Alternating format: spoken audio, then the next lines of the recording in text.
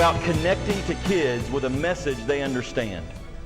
You know, they interviewed a group of 95-year-olds and asked them if they had to do it over again, what would they do differently? There were 4 things they said. The first thing they said was, what was the question? No, they got the question. After they heard the question, they got to those final 3 things, and the 3 things they said, if I had to live life over again at age 95, there are 3 things I'd do. Number 1, I would reflect more. I would take time to breathe in the air and smell the flowers and sit back and watch a sunrise. I would enjoy those things around me. Second thing they said was I would risk more. I would do things that would cause me to get out on the edge. As a matter of fact, I had a guy tell me one time, if you're not living on the edge, you're taking up too much space. You got to take those risks.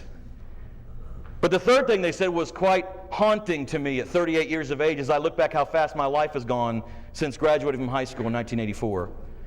They said if we had life to do over again, we would reflect more, we would risk more, but third and finally, we would do things that would live on when we're gone. You see, each one of us as business leaders in this community, you have an opportunity. You have an opportunity to live out your destiny, to leave a legacy, to take a risk. Why? Because everyone has that dream, that vision. You've been in that yard, whether it's at a bat, hitting the ball over the fence, whether it's catching the long ball, whether it's skating into the net, whether it's dancing a ballerina, whatever it is, it kept you motivated and kept you out of bad choices.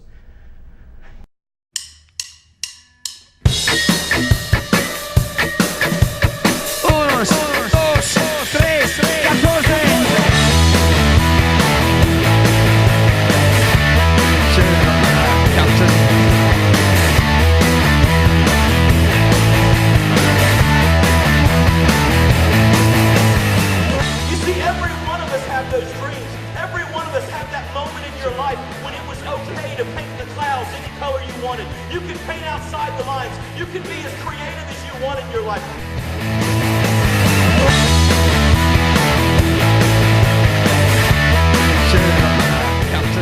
Corey said it was amazing. He stood there in that tunnel. He looked across at other players, and everything in his junior high days and playing football began to come back to me. He began to think about all the practices, all the two-a-days, all the schedules, all the things he would sacrifice because Corey Fleming had a dream. He wanted to be an NFL football player.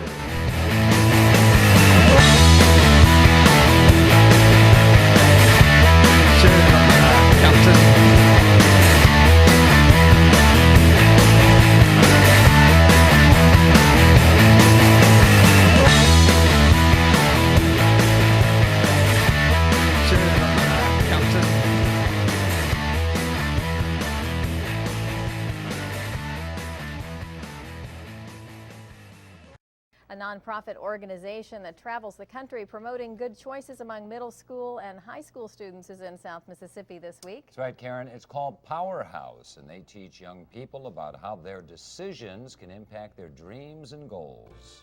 Today at Ocean Springs High School, motivational speaker Scott Chevalier told Danielle Thomas he has a message that applies to both kids and their parents. Powerhouse is more than entertainment. It's inspiration for teens in trouble. Every one of you in this room, you are one decision away from being the next news story. Because I want you to understand, choices matter.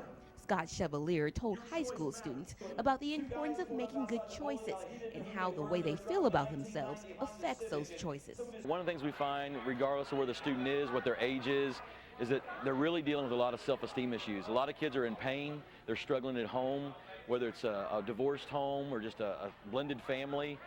They're in crisis, and they don't have anybody to share it with. They're looking for somebody to give them some answers and direction. Powerhouse tries to be part of that solution. Chevalier also told stories of people who made bad decisions that cost them their dreams or, in some cases, their lives. It's contrary to public opinion, but most kids are asking for somebody to tell them the boundaries, somebody to be truthful with them, somebody shoot straight with me. And that's what we do. We don't sugarcoat what we say. We didn't come here to talk about what a marijuana joint will do to your brain cell. Kids don't care. What we talk about is what their aspirations are. What are your dreams and how do you achieve that? Because they do care about that. After a presentation, Chevalier says it's common for teens struggling with addiction, unplanned pregnancy, or thoughts of suicide to approach him. He has this advice for parents wishing teens would confide in them. Begin to listen and not judge them for decisions they've made that are wrong, but love them through bad decisions. help them understand that one choice doesn't have to lead to another bad choice. In Ocean Springs, Danielle Thomas, WLOX News.